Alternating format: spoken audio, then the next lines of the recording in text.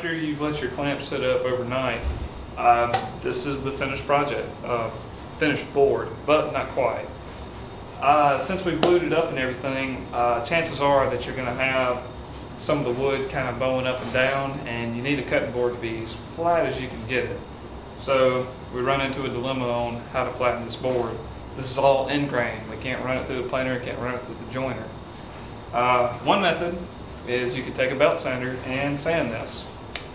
The only problem with that is it takes a lot of time, and if you're not careful, if you get like me, you get bored really quickly, and you can run your sander over the edge and screw up your whole board. So if you don't want to do this,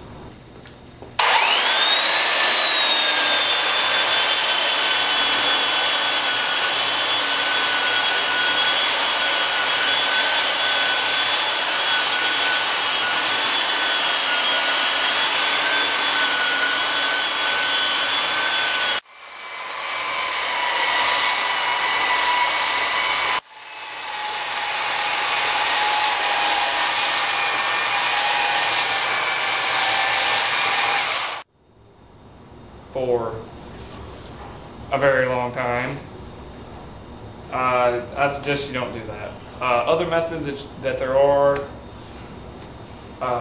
taking two boards that are good and parallel with each other, putting a router stand on your piece, setting up your router on top of it, and have a long straight bit going down and clamp your cutting board to your bench and routing it all the way across. And that's a good method. The only problem with this is it takes a lot of setup time, and to be completely honest, it's I don't know, I don't like it. That's the only problem with it. But the way that we're going to do it though is we're going to take two cauls and make them parallel, make them nice and straight and true, and we're going to clamp them to the sides. And we're going to take all this and go over to the router table, and you can adjust for how much you want since your router table is dead flat. And we're going to route all the bottom section, flip it over. Since those two cauls are parallel, we might have to reset some clamps, but if you don't move anything, everything should be just right. Run the other side and both of them will be parallel. That's what that little 1/16 of an inch of wood that we left on the top and the bottom's for. Therefore you'll get 1.5 inches board. So let's take a look at that. For the setup for the actual flattening itself on the router table, all you need is some form of spacer. Put it on a flat surface. Make you two cauls with a jointed edge on the top and bottom so that they're parallel to each other. And make sure you have your good sides towards the inward face so that they're 9 degrees to your cutting board. After that, take your set of clamps, clamp it to it. Easy peasy. If you can, whenever you set up your router table, if you can use your fence, that'll be your best bet. Be sure that you position your router bit that you're close enough to your cauls so that if you leave a little material in here, it's okay. You can always come back and clean it up later. Other than that, just take a really light cut, bring up your router bit till it touches your piece, and then just come up just a little bit with it. If you have to, you can always take off more wood. You can't ever put it back on. So take really light passes and just go at it.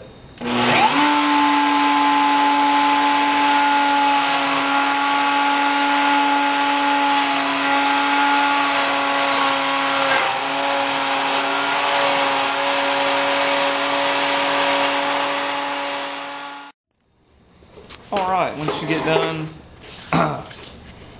get done flattening your board, the next thing that you'll want to do is just sand the top, both sides, with a belt sander or a random orbit sander or a palm sander, and get rid of any of the scratches or the tear out that might have been done by the router table. Now the next thing that we need to do is cut the actual handles in the wood. So I've made a template. I have some 1/2 inch plywood, and what we're going to do is we're going to trace this cutout here with a pattern bit, which has just got a bearing on the top half that'll cut into the wood and follow this cutout here exactly. The only problem is my pattern bit, if you look, I think it's 1.25 inches, and it's really too long for this 1/2 inch stock. So what I had to do is take some spacers, just 3/4 inch plywood, and put on the top and set that on top of there, and now I have enough bearing guidance to go all the way around. So just set that in a couple of clamps.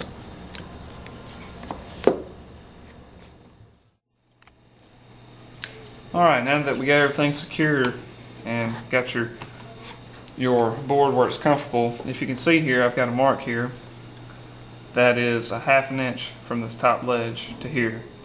And we're just going to take our pattern bit and trace it around here. And I'm only going to remove about 3/16 of a 1/4 inch at a time to minimize tear out, and so it's not hard on the router or the bit. So let's get started.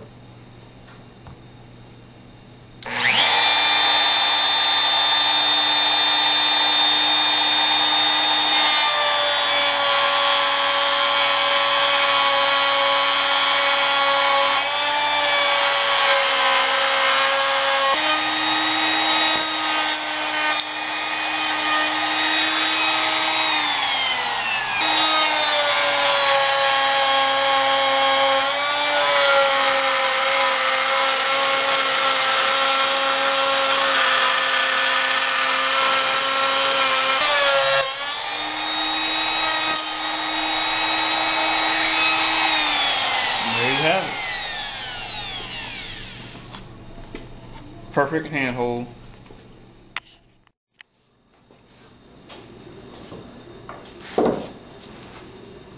Alright, once you've got your handles all put in and everything, I need to take a step back and think about what kind of profile that we're going to route on the top edge of our board. Now, there's dozens and dozens and dozens of different things that you want to do. And the reason you want to do this is, well, you don't want any sharp corners on your cutting board for one thing, and it adds to the appeal of the board. It'll make it look a lot more friendly. I guess that's the best word to describe it. But I've cut a blank here. This is actually a scrap end piece that came off the board. And on this side, I've got a 1/8 inch round over, if you can see it. And if you want to route your whole top like that, it's just a very subtle curve, and it looks great. I like it.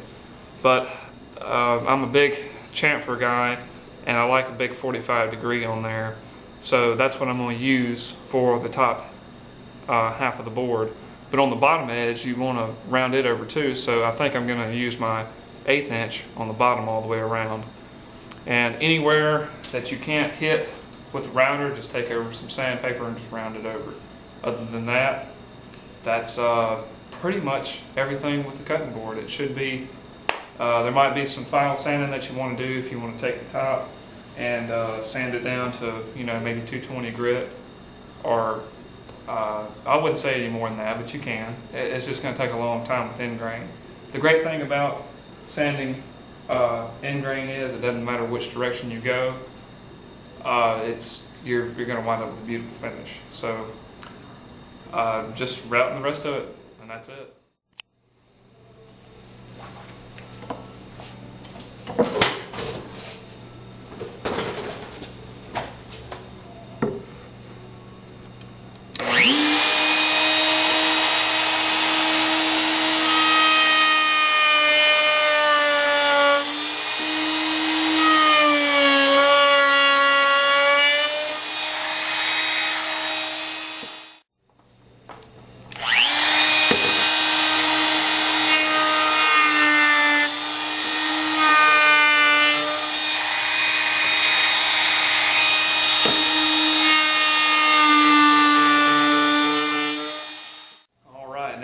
Finished cutting board, and I would have to say it did turn out awesome. I had a little bit of grain tear out on the routing, but other than that, it's a solid, beautiful board. Now, we need to take a few minutes and discuss some finishes that you can use on a cutting board. Now, you really don't need to leave it raw wood. I know it looks gorgeous like it is, but it's prone to get bacteria and stuff like that, and you want it to be finished. So the thing is, there's not a lot of safe finishes that you could put on these boards. All finishes, including polyurethanes and shellacs, all say that when they're cured, they're not toxic. But it's kind of hit and miss kind of deal. You could use them, but I wouldn't recommend it. I'm sure that all of them are safe, but if you need to go with something that is food soluble that you can eat. Now, there are a couple different methods that you can use. You could use a natural finish, like an oil, like olive oil, for instance, is a very good finish. It'll take a lot of coats to put into the board. Since this wood is so dry, you'll have to probably put at least 7 to 8 coats on it. But once you do that, it'll be treated and seeded for any kitchen status that you do. You know, anything you can throw at it, it can handle it. The only thing is that you're going to have to recoat it about maybe once every 2 months, maybe once a month, depending on how much you use it, because when you wash the board, it's going to rinse some of the oil out. Another finish that you can use is food grade mineral oil, and that's also a great finish, but like the olive oil, you have to recoat it after so many uses. Now, there are some food soluble finishes out there. There's a finish that wood turners use. It's called a salad bowl finish, and it's made by General Finishes, and it's non-toxic, and it'll really keep out all the moisture out of the board. So this is what I'm going to use for my board. Feel free to look up any other finishes out there. I'm sure there's plenty more, but I'm just telling you the ones that I know. I will say this: boiled linseed oil or walnut oil, those are good finishes, but the problem is anybody that has a nut allergy, they can die from eating food off your cutting board. So stay away from oil finishes. I mean nut finishes, excuse me. There's not good, so stay away from those. But other than that, the sky's the limit on what you want to do to finish your board. But I'm going to show you how I finished this board. For mixing the finish, you want to take your salad bowl finish or whatever type that you're using and pour a little bit in. And you want to thin it down a little bit with mineral spirits so it'll absorb into the wood a little better. Try to do equal parts if you can. If it's a little on the rich side, that's fine. Shake it up a little bit. Now then,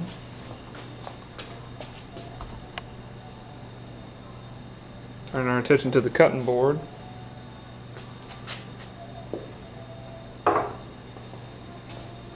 Take your nice clean rag, dip it in your solution, and just coat the board as heavy as you can.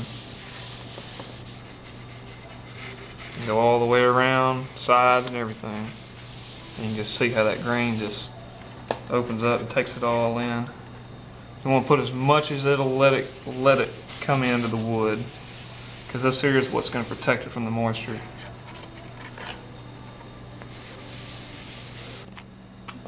Alright, once you've got it well coated, it's gonna, since this wood is so dry, it's gonna take in as much as it can. But if you look over here in the corner, like up here, you notice that it's drying. Take you a little bit more and put on there. Put as much as you can on there, and then let it sit for a good 30 minutes, and then recoat it. So keep your stuff out, and make sure that you don't stir up any dust or anything like that, because that probably wouldn't be too nice to finish. But once you get it nice and coated, just wipe off as much excess as you can. You don't want a big glob of something somewhere. and then just let it sit. All right, and leave everything out.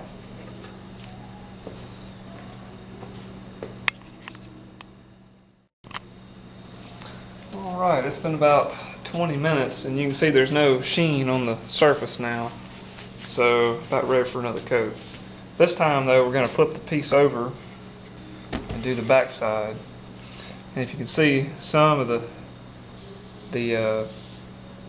finish has actually went through the wood. If there's like a little crack there or something, or I might have put a real heavy coat on it.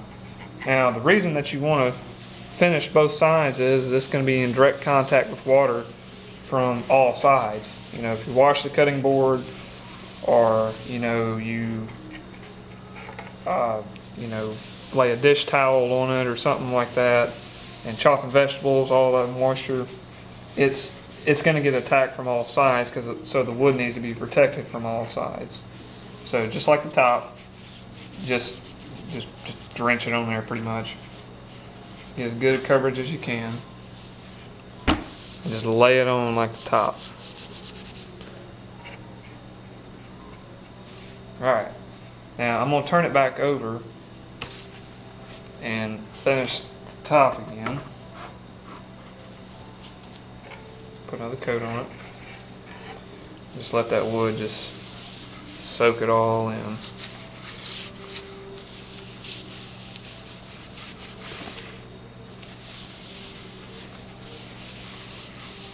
And this is a gorgeous cutting board. That Hatoba really throws off that brown. I mean, it makes it look awesome. All right, and that's pretty much it to the finishing part. You might have to repeat more coats. It'll probably take a minimum of 4. So this here would be my second coat. So you may not have to do the bottom again. The bottom might get away with 1. You might want to put 2 on it just in case. But the top definitely needs a good many. Just keep putting it on until the wood will no longer absorb the finish. Now, I will say that different woods will take the finish in differently. These here are pretty dense woods. If you were to use like maple and or birch and purple heart or something like that, those are much denser woods, and it'll take longer and more coats. So not everything is based on the same principle, so take your time and just go from there. But other than that, it is a finished cutting board.